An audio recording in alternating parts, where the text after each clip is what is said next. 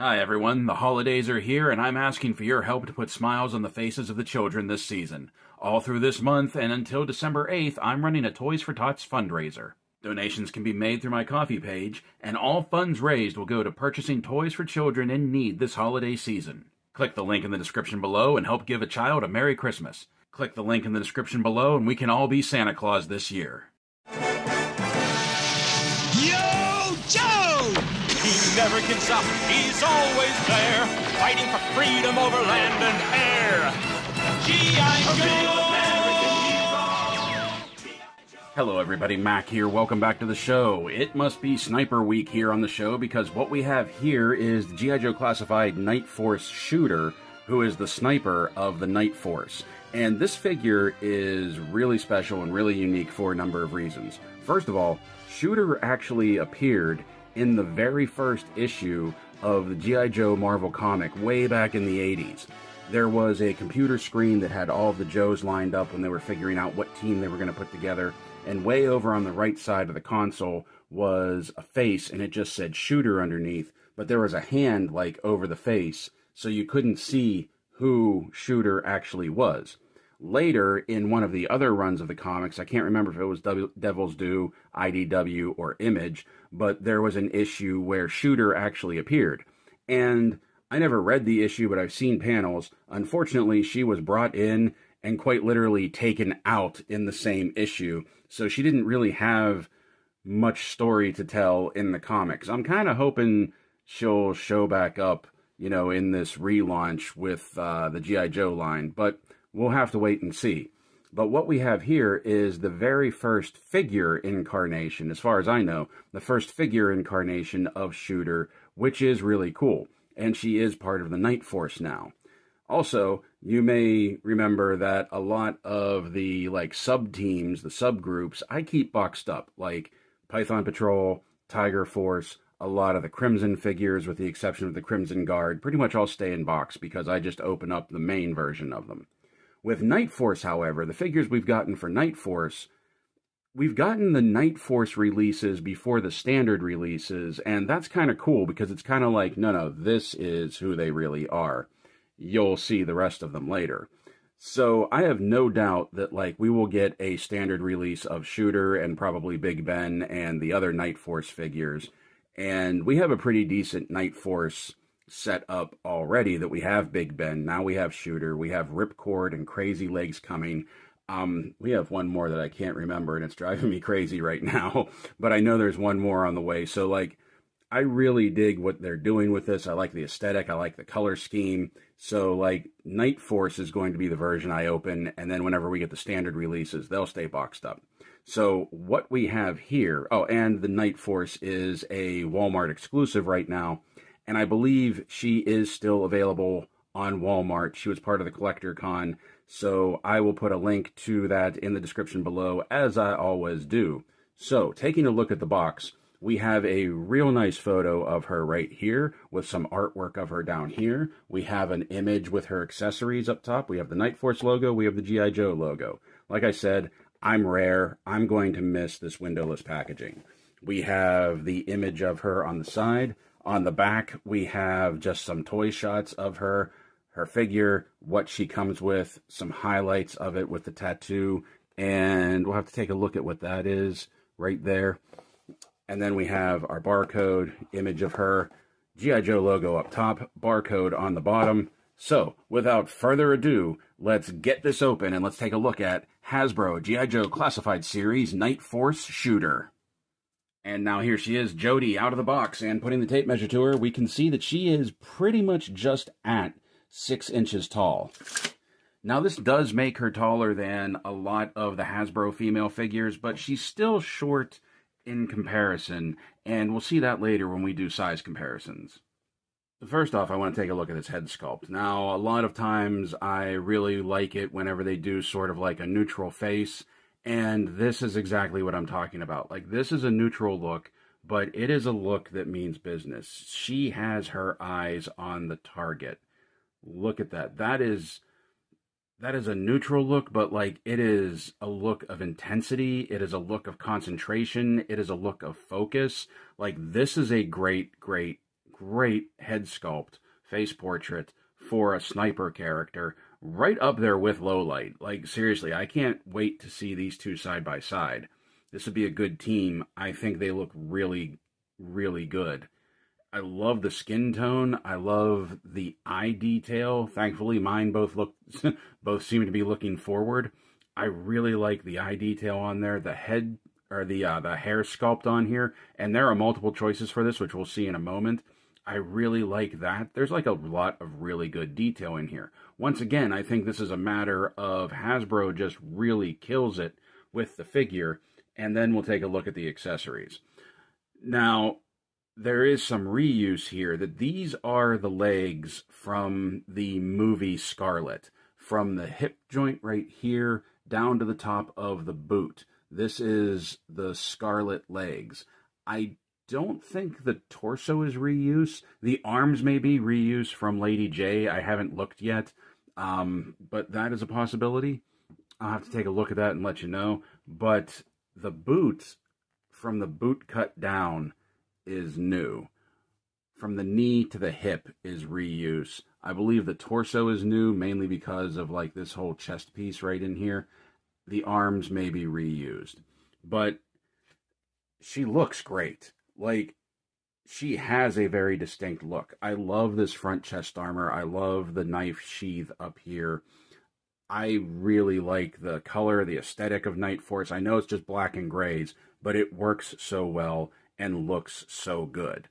I really dig this. The only thing I'm not real thrilled about is like the open, like almost having like open sneakers for foot gear right here. I don't know what they were going for with that. Like, it kind of works, aesthetically speaking, but like tactically, nah. So let's take a look at the articulation. That the head will do a full 360 spin. Neck is jointed as well. She can really look up. She can kind of look down. It takes a little fudging to get her to look down just that little bit, but she can look up, which I appreciate, which is going to be good for like shooting poses. Head will tilt side to side, 360. We already did that. Arms will do a full 360. She has a really good butterfly joint right in there. Double jointed elbows with some really good travel. Mine were a little stiff on both arms, that the forearm was a little stiff, but once I got them going, everything worked out well. The thing that is a little disappointing is the bicep swivel right here, because you can kind of see where it's starting to part from the arm, but she does have that bicep swivel right there. Also, arms will come up to 90. She has the torso cut right in there that will do a full 360. She can crank back a little bit. She can crank forward more, which is actually impressive considering she has this full chest harness right here. She also has the ball joint at the waist that will let her do a full spin. She can crank back. She can come forward. And she does have some side-to-side rocker. And her belt right here does help to hide the gap between the crotch piece and her torso. But also watch out that it looks like mine started to tuck underneath. So we get that out, and then we just bring the belt down on top of it. Drop down legs. Whoop, drop down legs. That's, ooh, legs are sticky. Legs are real sticky. There we go. Legs come forward. Legs go back, not so much. Out to the side very well. Oop. Push them back up in there. You have the bicep or the thigh cut. Double jointed knees. You saw before the boot cut. And her ankles will rock back. Her ankles will rock forward. And she has a forward facing pin for some rocker. And I don't know if it's just that I haven't broken her in yet, but a lot of these joints are a little stiff, a little gummy. It's just taking a bit to get them broken in. Like you can see right here, like I said, the bicep swivel is a little loose, like attachment wise, but mostly down in here, the legs, like the drop down hip was sticking. We can get that out. And the knees were sticking a little bit. They're not rubbery. Like, I don't feel like they're overly rubbery, but just a little Just may need a little TLC to break them in. So I definitely think this is Lady J's arms. I'll have to pull her out and take a look, but you can see the straps were painted over right here. Also, while we have a close-up, I totally forgot before to take a look at her tattoo that I really like this. The snake with the arrow going through it. I think that's a real nice tat for her. I appreciate that given the, you know, the context of G.I. Joe and Cobra. The only areas that I have a little bit of paint splash are right here underneath the cuffs of the arms. And you don't see paint splash too often with classified figures. You really don't. And I know it's kind of annoying, but at least if it's going to be anywhere, it's on the undersides right there. Okay, so like I said, I really think I'm the only one that's going to be missing the windowless packaging because I'm really going to miss these like foot locker style or like these weapon locker style accessory cases. I like how the Nightforce ones are a little bit more grayed out than like the olive drab ones, the green ones that come with the standard figures. Now, the first thing we're going to take a look at as far as accessories go are a few head pieces that she has. That they're not full head sculpts, they're hair pieces that she can pop on and off. And truthfully, I like this better than full head sculpts. I just feel like that you keep popping the head off and on. That puts a lot of pressure on the neck joint. That puts a lot of pressure on that ball socket that something might eventually break. With the hair pieces, I feel that is a different story. So this is actually the one that she comes with in the box. This is the one that I wanted to use for the video just so that you could see this beautiful face sculpt that they put on her right here. Okay, now the hair just pops right off and you can see the interlocking right there. And then you just take another one and you just pop that on and she has her gas mask right there and these big greened out bug eye lenses. And that looks really cool. I mean, that looks real cool. Imagine seeing this coming out of the night at you. That would be terrifying, especially packing the big rifle that we're going to be taking a look at in a second here. Now, the other one that she has, oh, this one sticks to her face a little bit.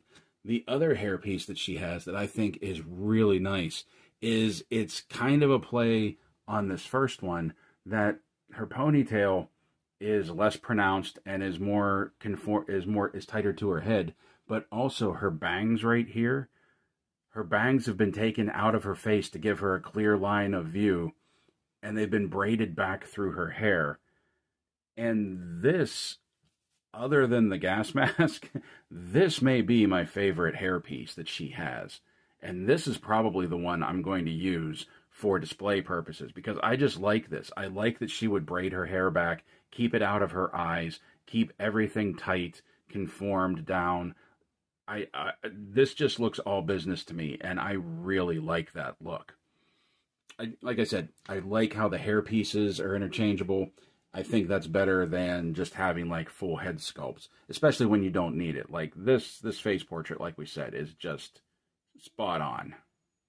Now, next up, we have a couple of secondary weapons, and right here we have her kukri blade. I like the design of it. I like the sculpt of it. I like the look of the handle. What I don't like is that this is all just molded in one piece of gray plastic, especially after we just looked at Lowlight and he had that dagger that had like the dark silvered blade. This just kind of feels like a little bit of a letdown after that. But I do like the look. I do like the shape. I do like the design. I like how she can hold it. She can get a really good grip on it right there. It's not one of the biggest kukris out there, but there are kukris of various sizes, so I appreciate that they gave her a more compact one. And that just fits right here on this sheath up on her torso rig. And then she has her pistol that, once again, it is a decent sculpt. I like it. I like how much detail they get in these little sidearms and these little handguns. We have the extended clip. We have the laser scoping on the bottom, and we have the ability to take blast effects. I love that they're doing this. I just wish we would get some more blast effects other than the Viper pack and the Steel Core pack. But that looks really cool. Once again, she can hold it very well. Sometimes I worry that, like, the accessories will look a little too oversized for the female figures because of how small they make the figures, but everything seems to be, like, real good, real proportioned for her. And then we can take that out, and then that goes in this side holster right here that is a little bit of a tight fit because her thigh armor sort of bends. Oh man, it's really getting in there tight. Because her thigh armor really bends the holster in a little bit. But there we go. Once again, the Joes being able to carry all of their kit on them. I love that. And then finally we have this big Horkin thing, and I think this is supposed to be a Barrett 50 cal. I'm not entirely sure because, like, there are some subtle cosmetic differences that if it's not the Barrett 50 cal, it's definitely supposed to invoke that imagery to you.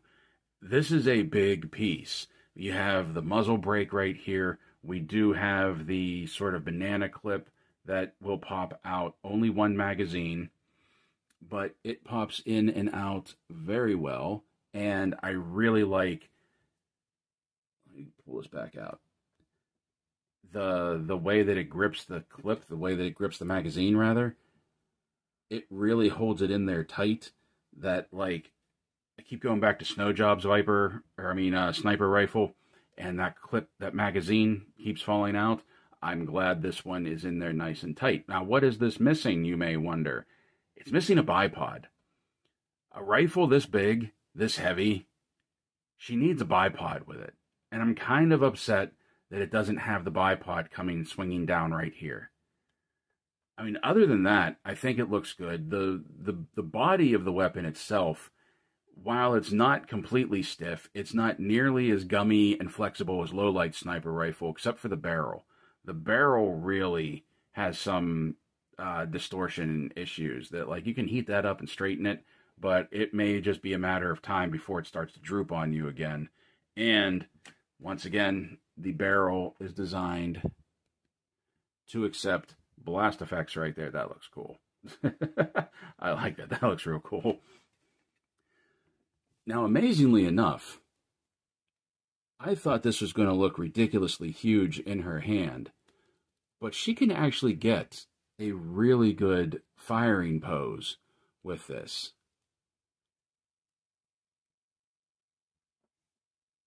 Like, she can hold this and shoulder this, I feel, better than Lowlight can handle his. Lowlight just got to get a whole new rifle for him. But check that out. Like, that looks really good.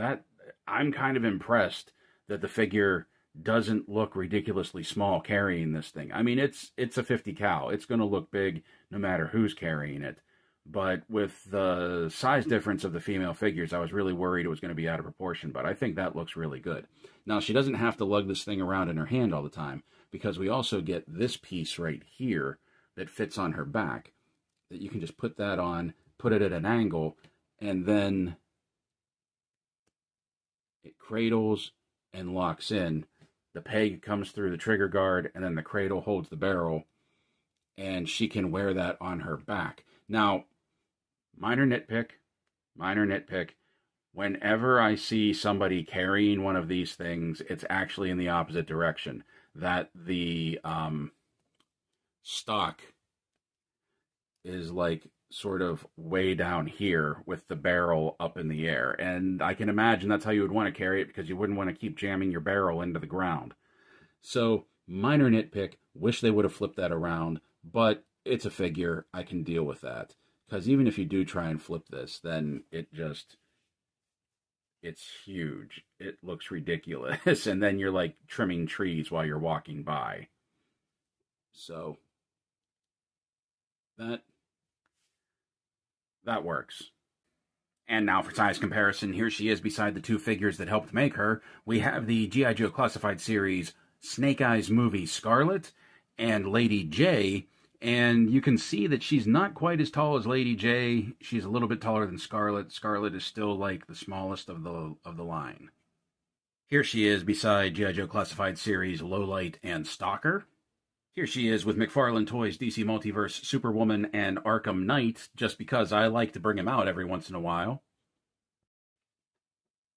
Here she is with Jazzware's Spartan Collection Master Chief and Noble 3, Spartan June. And finally, here she is with NECA Toys, Dungeons & Dragons, Warduke, and Grimsword. So I know I say this a lot about the G.I.Joe Classified series, but I really like this figure. God help me, I think I like this figure more than I like Lowlight, and you know how much I really liked Lowlight.